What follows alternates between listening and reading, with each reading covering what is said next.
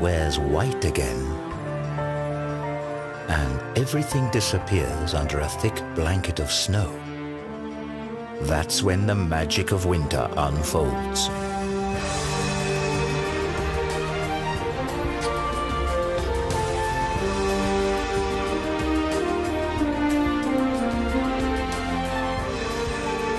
As in every year, nature shows us a world of wonders.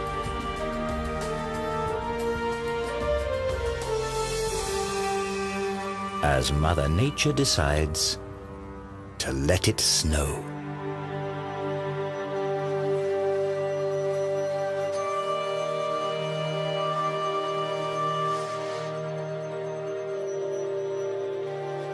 Snow crystals are natural works of art, as fragile as they are ephemeral. Each crystal is unique, and yet all develop in accordance with the same six-fold symmetry.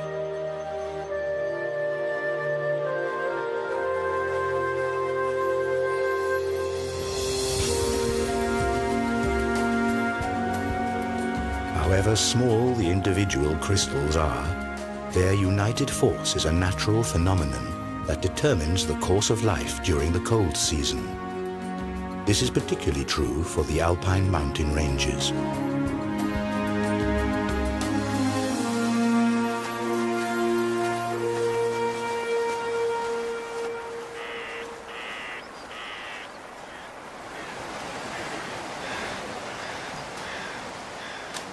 It's December, and about time to look for a proper Christmas tree.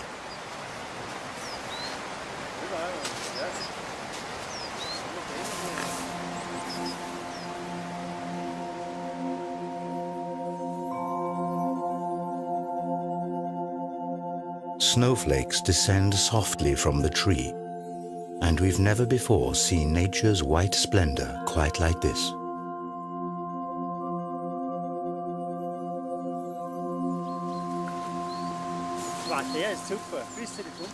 This tree is exactly right. It's the perfect choice.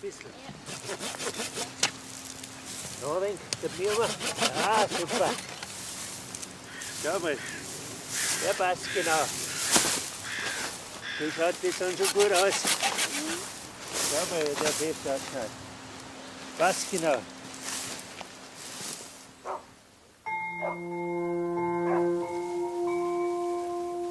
The landscape is deeply covered in snow, and here, in the Austrian mountains, it looks as though it's going to be a white Christmas again. But there's still a little time to go before then.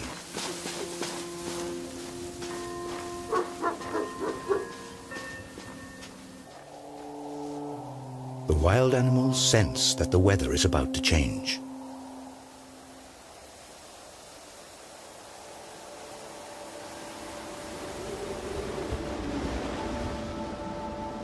Dense clouds appear. The weather front carries moist air that collides with cold air masses in the alpine region. Ideal conditions for productive snowfalls.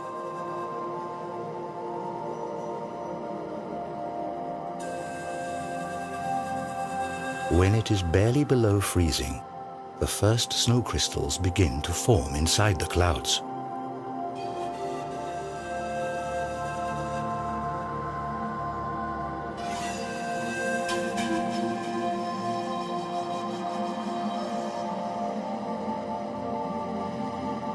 Over time, they join up to form bigger flakes, and once they're heavy enough, they fall from the clouds and it snows.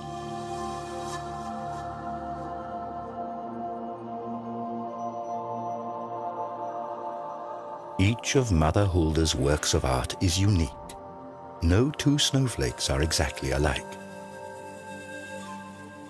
Unlike raindrops or hailstones, snowflakes fall gently from the sky.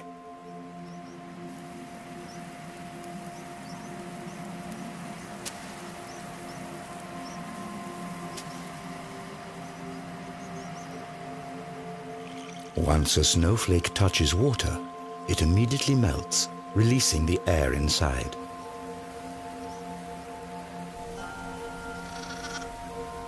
This creates a high-pitched sound that is unique to each flake and inaudible to the human ear without the assistance of technology.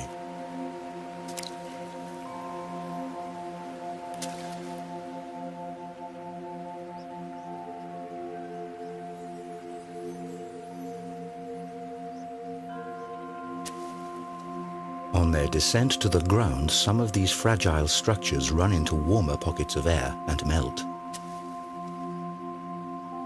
But most of them make it all the way to the ground, where they form a blanket that keeps growing thicker. St. Nikolai in the Austrian Sylktal.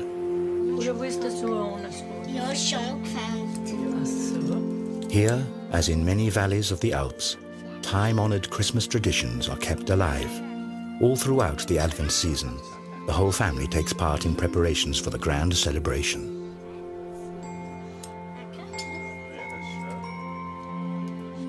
Stars are made from straw, both for the Christmas tree and to decorate the windows.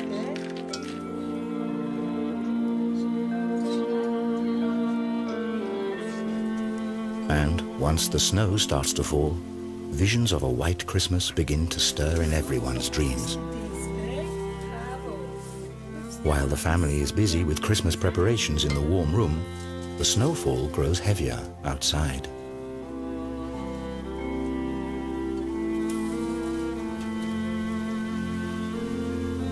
Not many dare to venture out the next morning.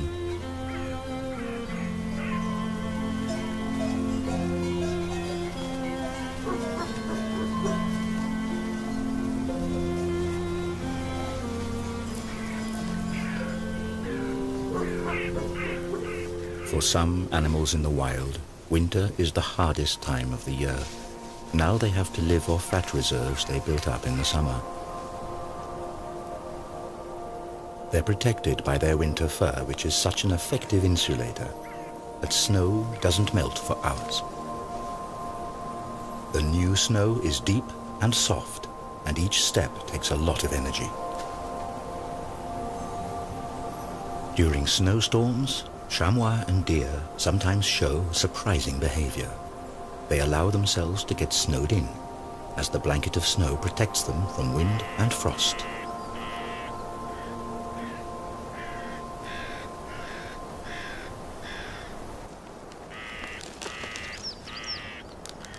Other animals successfully use this trick too.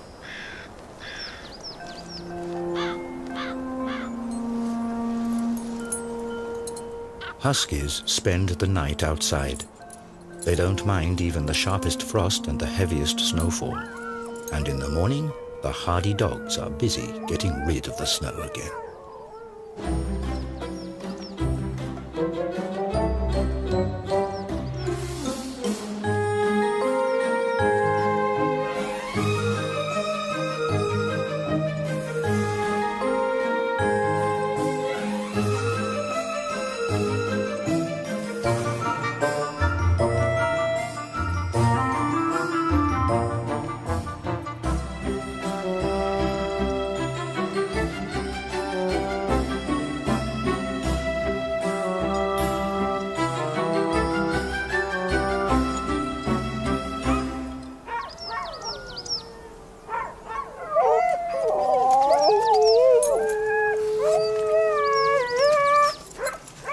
The animals are restless.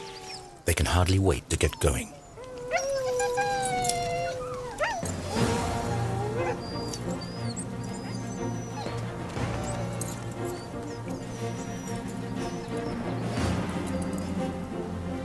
Huskies are originally from Siberia, where they've been used as sleigh dogs for centuries.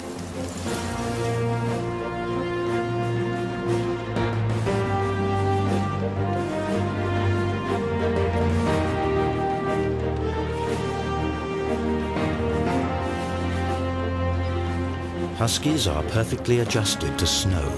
Their paws are padded, and hair between their toes ensures a safe tread.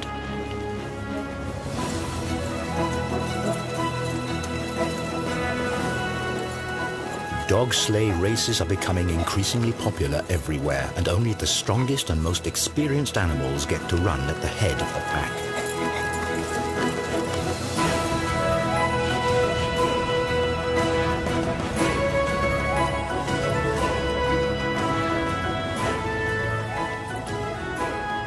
Huskies are totally in their element in the snow.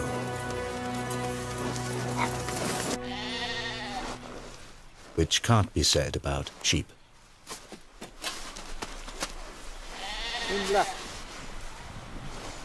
If a herd is surprised by a snowstorm, it usually means heavy shoveling for the shepherds.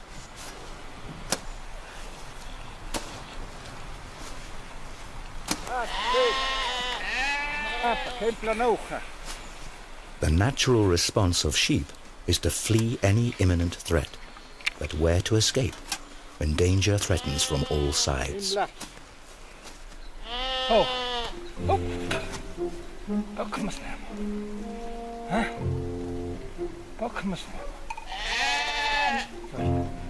The sheep are noticeably confused.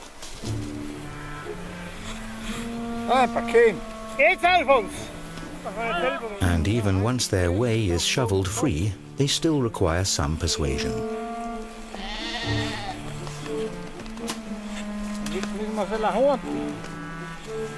Without help, they would freeze to death, as in September 2007, when hundreds of sheep perished in the Austrian Alps. It takes quite some time until the strange caravan reaches the stable.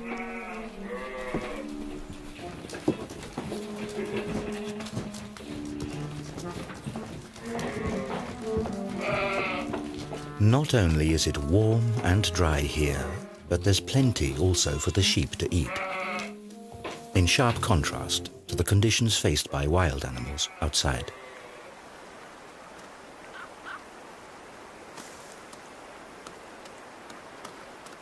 For chamois, for example, foraging in the winter is a challenge.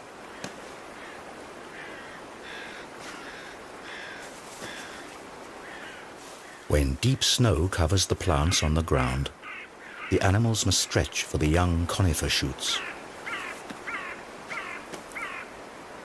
In times of dearth, they even nibble the meager lichens off the tree bark.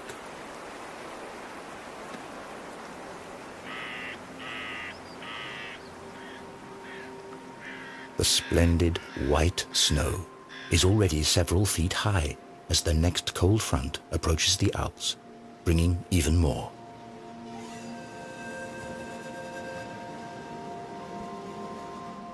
The downside of a picturesque winter's tale is its icy cold and heavy snowstorms.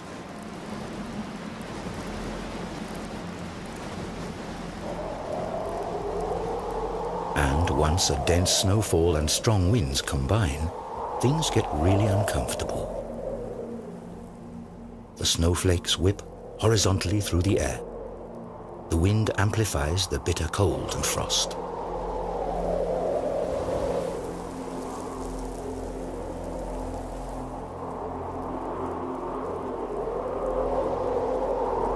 Animals in the wild suffer the most under such extreme weather conditions.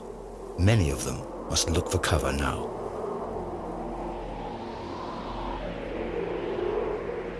Some of them have developed their own survival tricks. The snow vole, for example, lives in caves underneath the snow where the temperature never drops below freezing.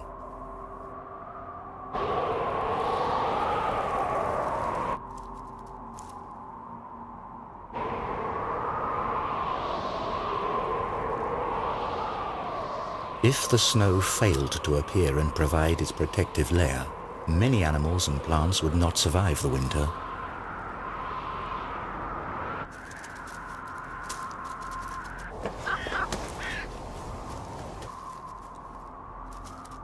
While the snow vole is secure in its warm cave, the chamois are climbing up the mountains in search of food. Above the timberline, the wind continues to blow the snow away and exposes withered grass. But these frozen tufts are merely signs for the chamois. They scratch right next to them for grass that didn't freeze under the snow, thus remaining edible.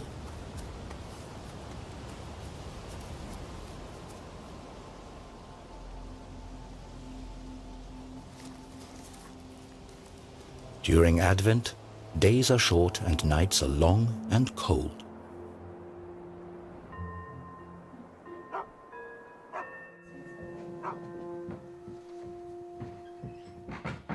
Inside the houses, though, it's warm, and the smell of biscuits, the long-awaited harbinger of the upcoming Christmas celebration, lingers everywhere. Many old customs and traditions brighten up this time of eager anticipation.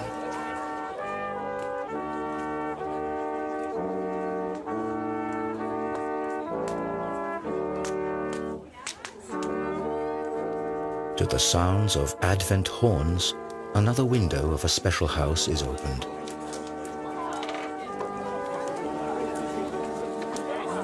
It's an oversized Advent calendar, and next to it, hot sweet chestnuts and open hearths provide warmth and a sense of belonging and well-being.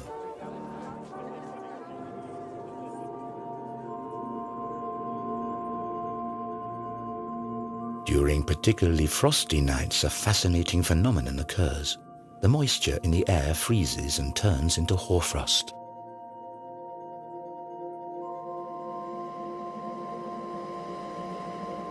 Overnight, the landscape is covered with ice crystals.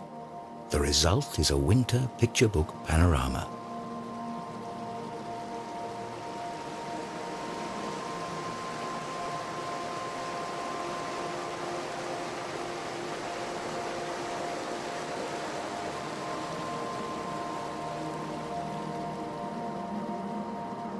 Sun and hoarfrost frequently go hand in hand, as cloudless winter weather is especially cold. However, hoarfrost doesn't only accumulate on boughs and branches, but also on the blanket of snow.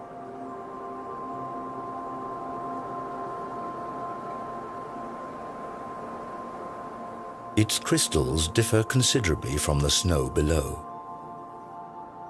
Hoarfrost is created at about -8 degrees Celsius or lower, and the moisture in the air freezes directly on surfaces.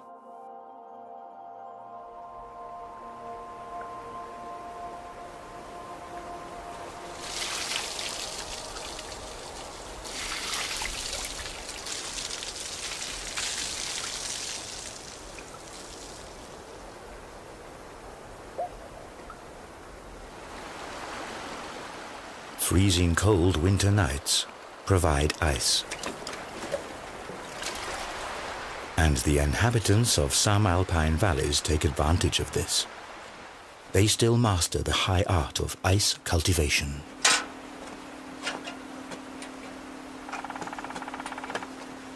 Instead of chopping ice likely to be contaminated with suspended sediment from frozen brooks or lakes, ice farmers repeatedly douse specially designed wood racks with water.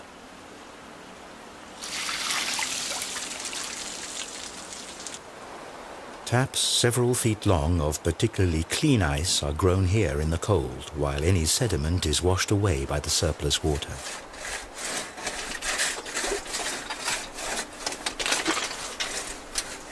Finally, the ice is sawn into pieces. These massive structures grew in just 2 days.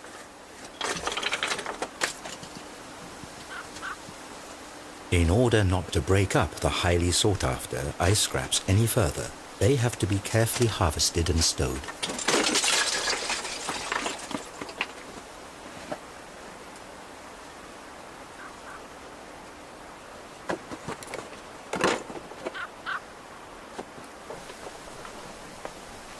This frosty speciality is a pure pleasure and safe to enjoy in food and drinks.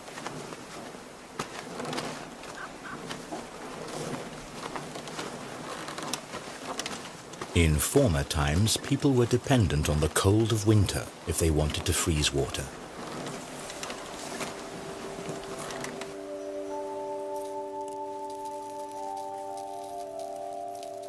Today, researchers like Johanna Spiegel create snow crystals artificially.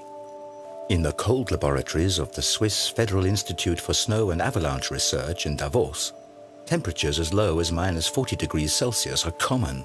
Here, researchers create nature-identical snow. Scientists examine the structure of this snow under the microscope. An atlas of snow crystals records about 6,000 different crystal forms.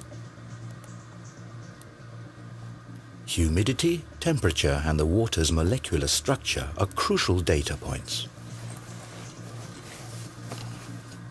Electrostatic fields align the water molecules hexagonally, and this basic structure holds steady as the water slowly freezes and the snow crystal gradually grows until it's finished.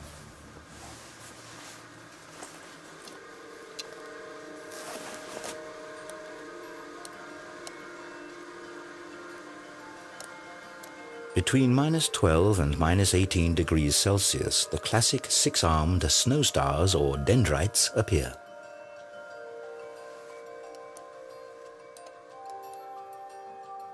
It's the temperature that determines how finely branched they become. Freezing water gives off heat, which decreases at higher temperatures, and this in turn causes additional variations in structure, because a bigger surface facilitates the discharge of heat.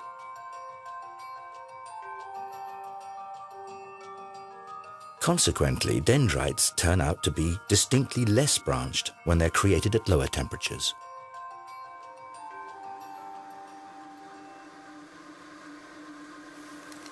So, not all snow is alike, and at very low temperatures, snow crystals take on the form of little tiles, columns, and cylinders of ice.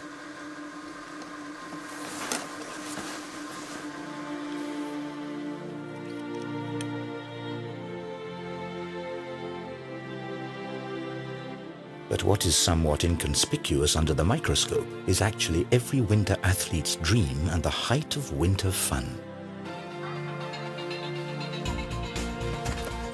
Fine powder snow.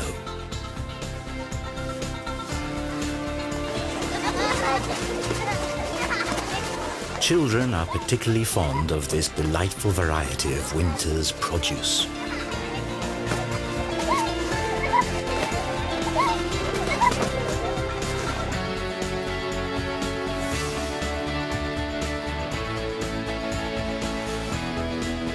Fresh powder snow is an attraction for skiers and snowboarders too.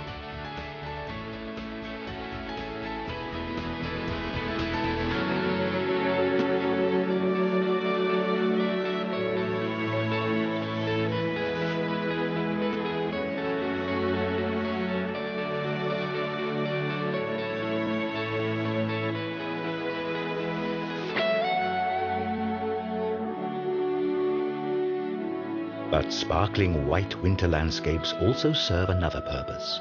New snow reflects about 90% of sunlight. Thus, snow plays an important part in the global climate.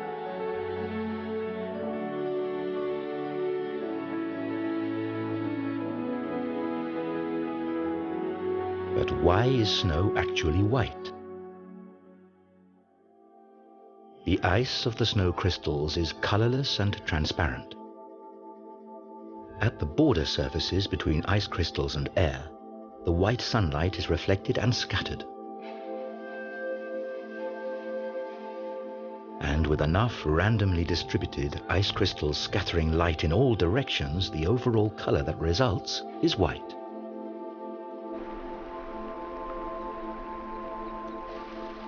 When snow covers the landscape, some animals prove to be particularly adaptable to the changed conditions.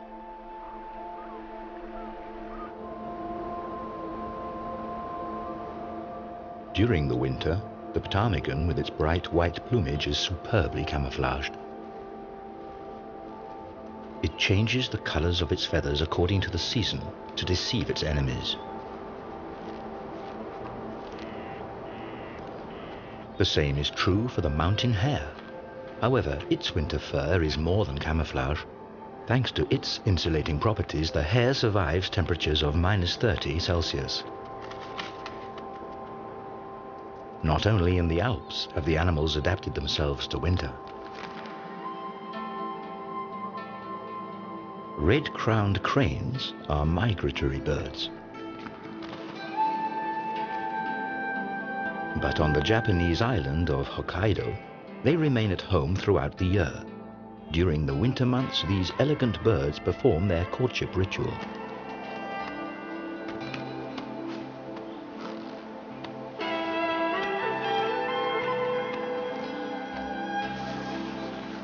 Hokkaido is also an El Dorado for winter athletes and snow researchers. In his research, Masaru Emoto investigates the factors that determine the growth of ice crystals. Emoto's findings are as interesting as they are controversial.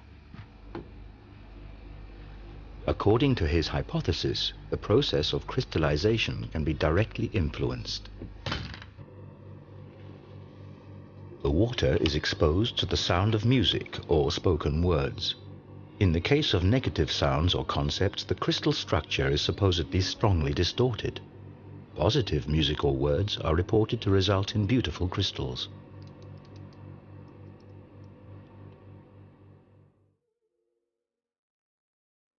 Classical opera seems to promote crystals of superb form.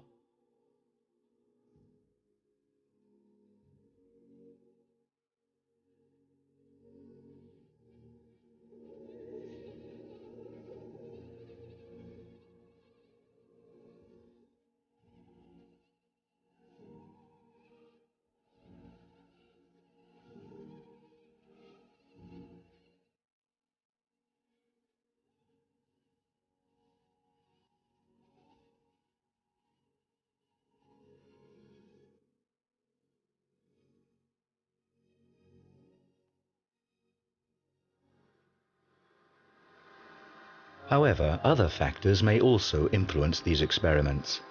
Ice crystals grow following a chaotic principle. Even the smallest influences change their shapes. Maybe it's simply the rhythmic sound waves of the angry music that disturb the development of their fragile structures.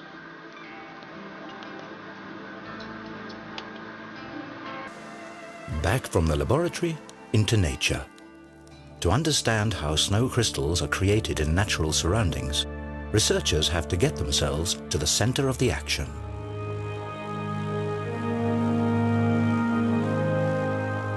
On board a hail defense aeroplane, the Austrian meteorologist Alexander Podesser flies straight into the heart of a snow cloud. Gauges measure temperature, humidity, and wind speed.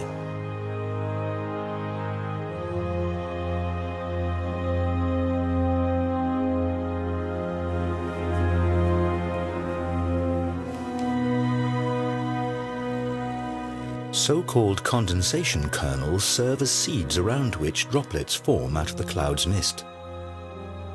Moisture accumulates around minute particles of dust and soot. Such particles also serve as freezing kernels for snow crystals.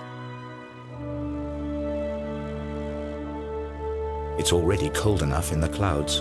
The first crystals start to form. They grow, link together, and descend as snowflakes to the earth.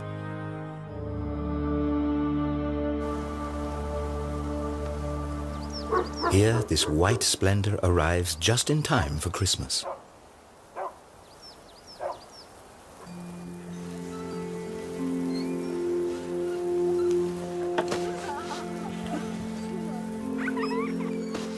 Snow has a magical attraction, especially for children. Now snowmen are in high season.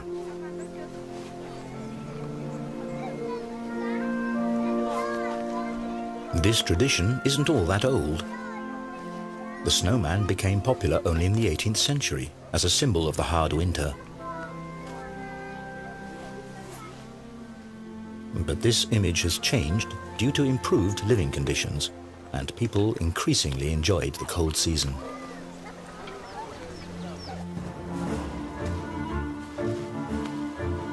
In the mountains, however, the snow can prove to be a danger for humans and animals alike.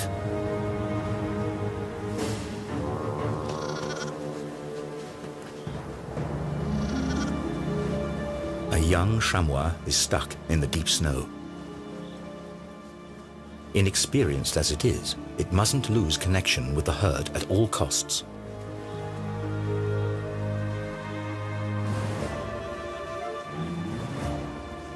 But the young animal sinks deep into the snow and falls further and further behind.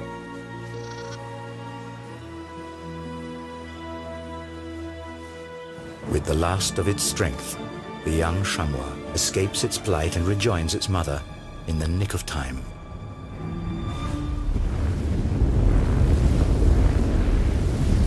A devastating avalanche thunders down into the valley.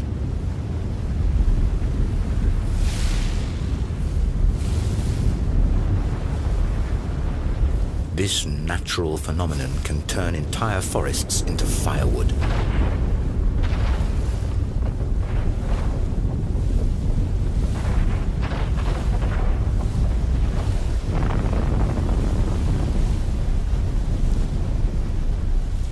Avalanches are winter's greatest danger in the Alps.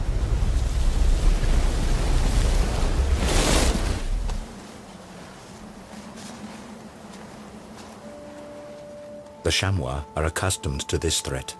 If a herd has to cross a dangerous mountainside, the most experienced animal leads alone.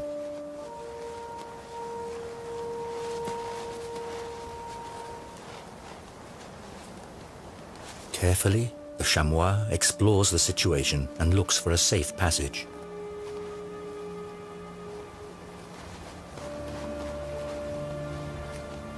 At the same time, it creates a path in the deep snow for the rest of the herd to follow.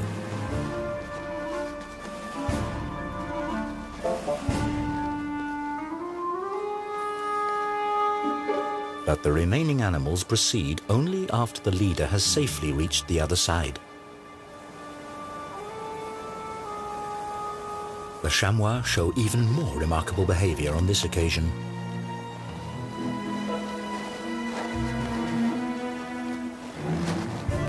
The herd doesn't cross the hillside as one. Instead, the animals risk the dangerous passage one at a time.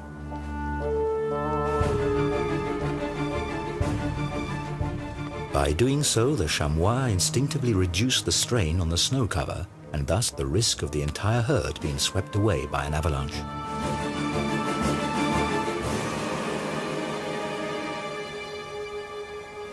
This danger is very real not only for the chamois.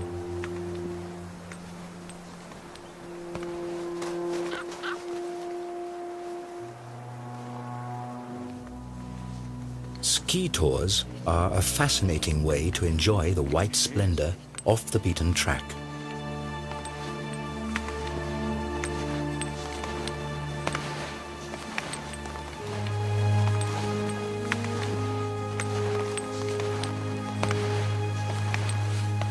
Experienced skiers, however, always keep a careful eye on the snow underneath them.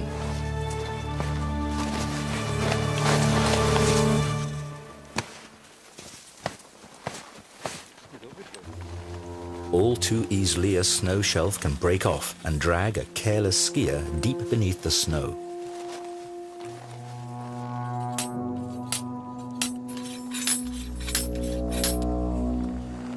Vannengrat Mountain, near Davos.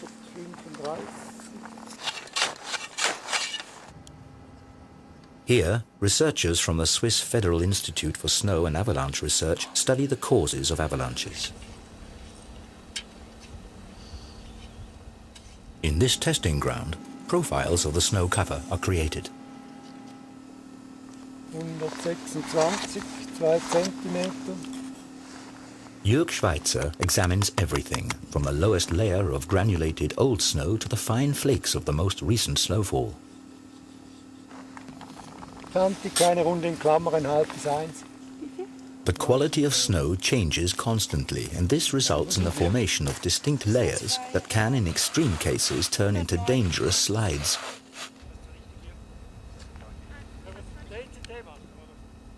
The snow masses above these slippery layers can easily start moving.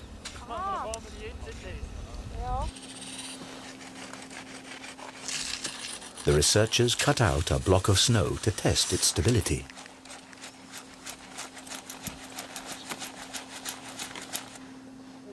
With this kind of testing, a little jump usually suffices. Where the snow shears, the border layer is analyzed in meticulous detail.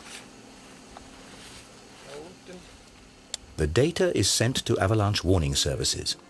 But today, nothing gets in the way of enjoying the deep powder snow.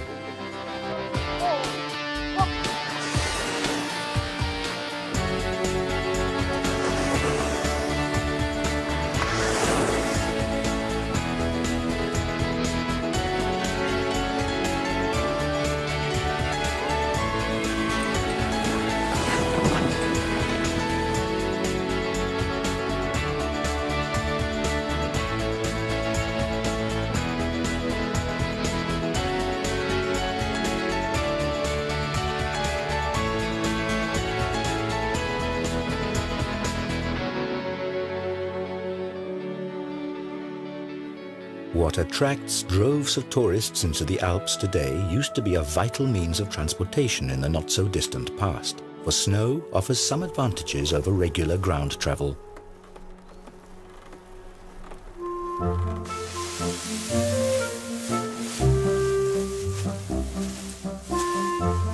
Last summer's hay is stored in small barns high up on the alpine pastures.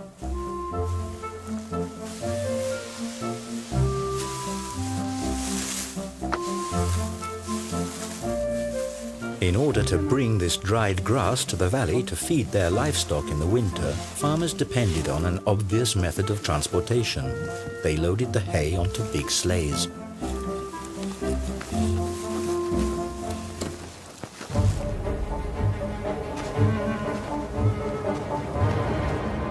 Occasionally, going down the mountains is risky even for the Alps' master climbers.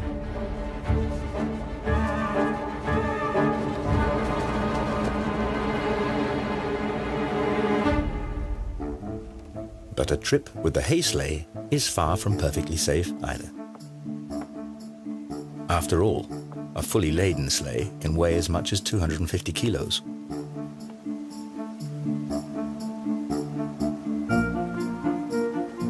Across level stretches, they have to be towed to keep them from losing momentum.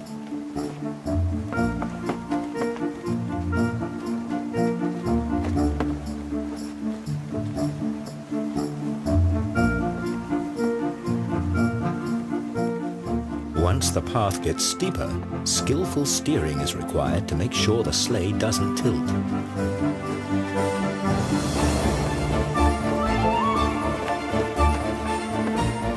Few are masters of this art today.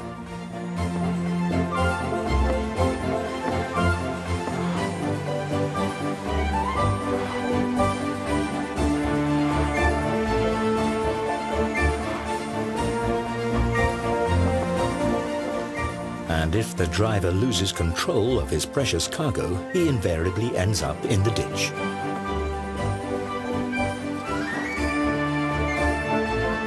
This method of bringing in the hay requires careful attention and great skill, and in former times, serious accidents were common occurrences.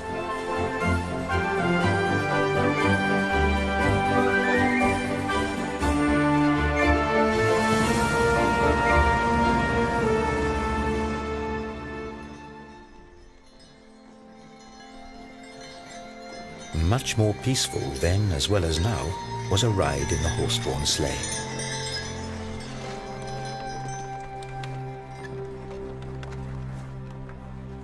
In the evening twilight, when the snowy landscape gradually sinks into darkness, it is time for the coachman to light his lanterns.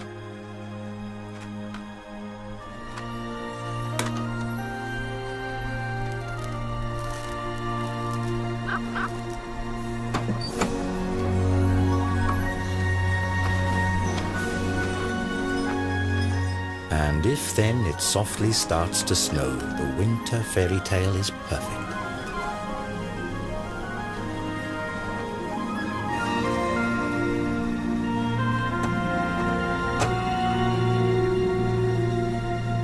Fluffy snowflakes are dancing in the sky, just like in a movie scene.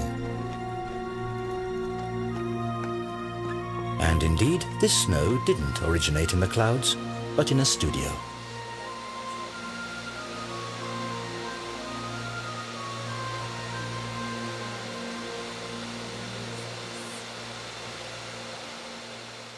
Here, it is actually lava that is blown into the air. But creating snow at the push of a button is far from the real thing. Certainly nothing to compare to a genuine white Christmas. And luckily, sometimes nature plays along.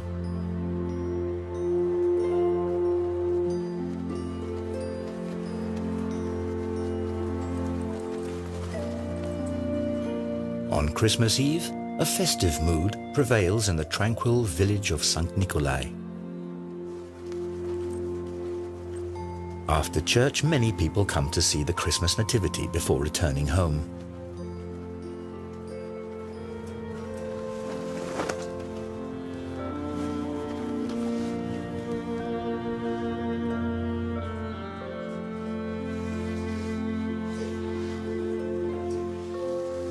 Candlelight and the scent of fir trees fill the room. The anticipation grows, and with it, the impatience. But finally, the big moment arrives.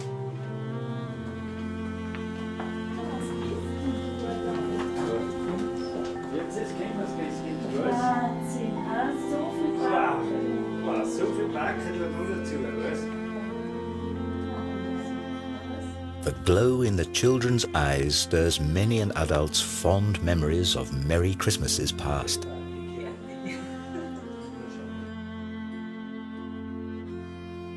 A Christmas Eve that could hardly be more perfect. Inside, everyone celebrates, while outside it snows.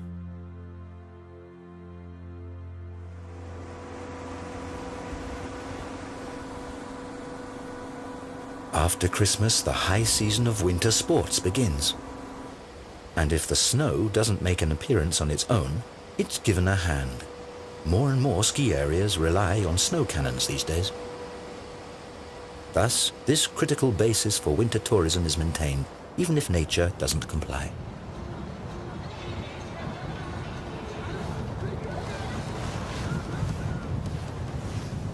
The average temperature of many alpine regions has risen noticeably over the last few decades. According to the predictions of climate researchers, this trend will only escalate. When there's too little snow, many ski resorts are already dependent on generating their white splendor artificially.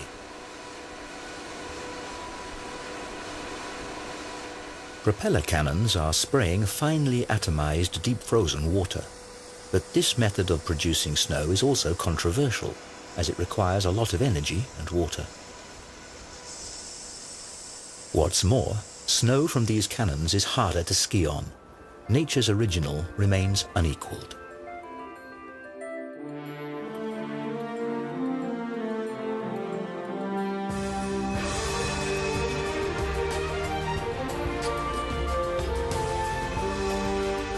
The weeks come and go.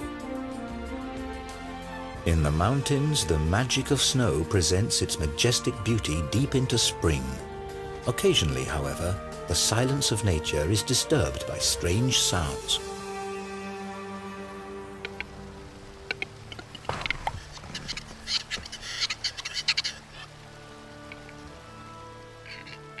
Restless wood grouse are already beginning their courtship rituals in March.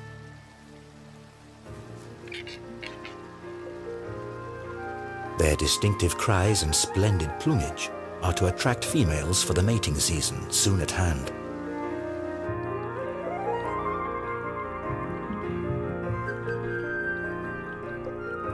The days grow longer and the power of the sun increases.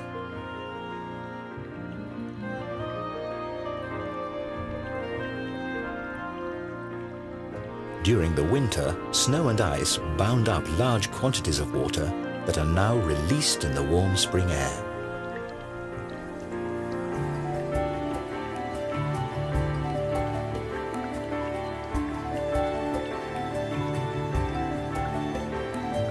Snow and ice crystals wane.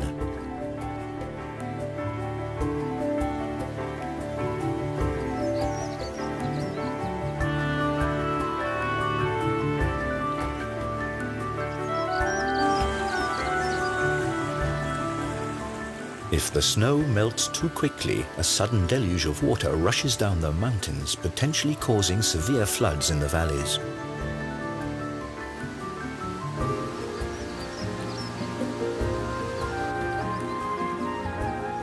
On the other hand, in the case of a more gradual thaw, the ground can absorb enough water for early plants.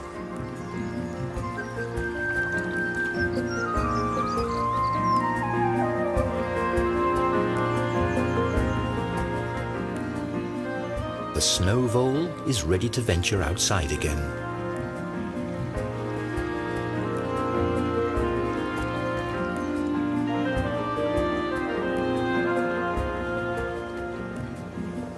And the common frogs feel spring fever too.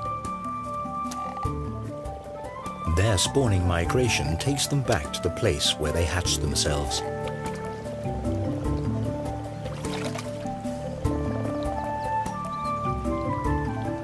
The shallow water fills with frogs and their spawn.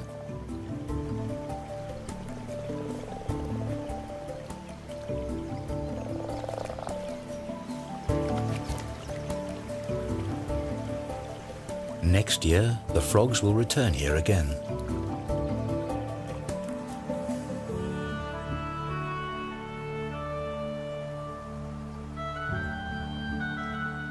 Often the snow on the summits of the Alps remains throughout the whole year. The glacial ice is essentially nothing but condensed snow.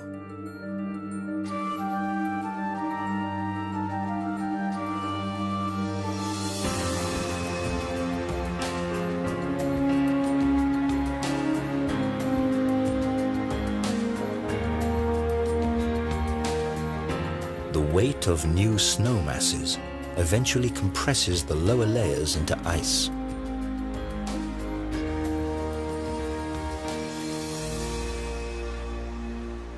In the context of a broader climate change, this eternal ice may soon be a thing of the past.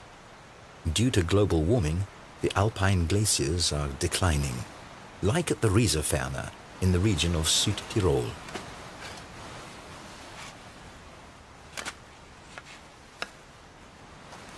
Mountain guide and hut keeper Gottfried Leitgeb explores the inner life of the ice masses.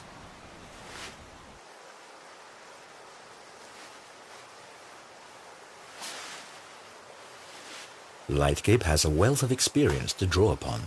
Ever since childhood, he studied the glaciers in this region and followed their development.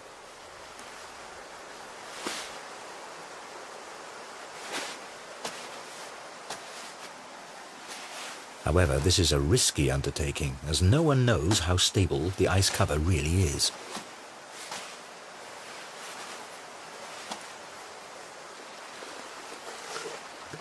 On the other hand, only a local inspection can deliver first-hand information about the glacier's condition and the possible effects of the current global warming.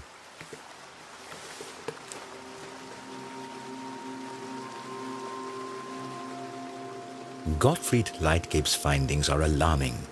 The glacier has been shrinking for years.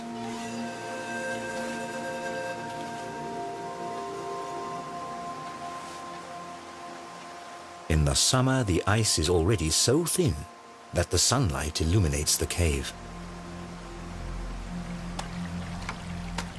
The meltwater forms a little stream below the glacier and surfaces at its tongue.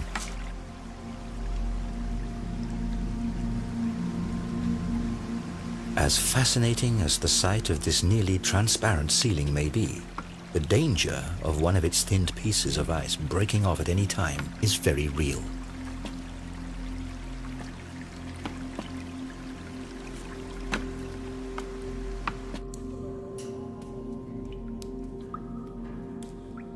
Deeper in the mountains, conditions are quite different. Constant low temperatures and the proper humidity provide for splendid snow crystals throughout the year.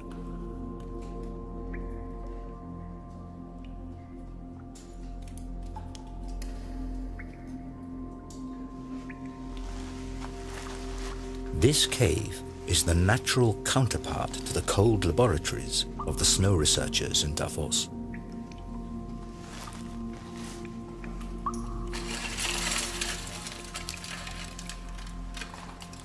Despite their enormous size, these crystals form in the same way as the snow crystals from the clouds. With time, the body temperature of one human being is enough to cause these works of art to melt. That's why Gottfried Leitgeb rarely comes here.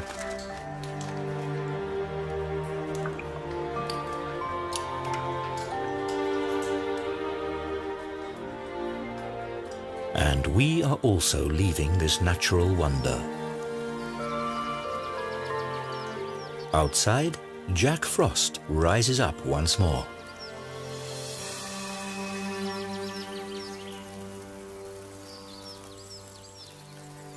By the middle of May, the green mountain meadows set the stage for a final appearance of nature's white splendor. And one last time, the snow falls quietly until its return next winter.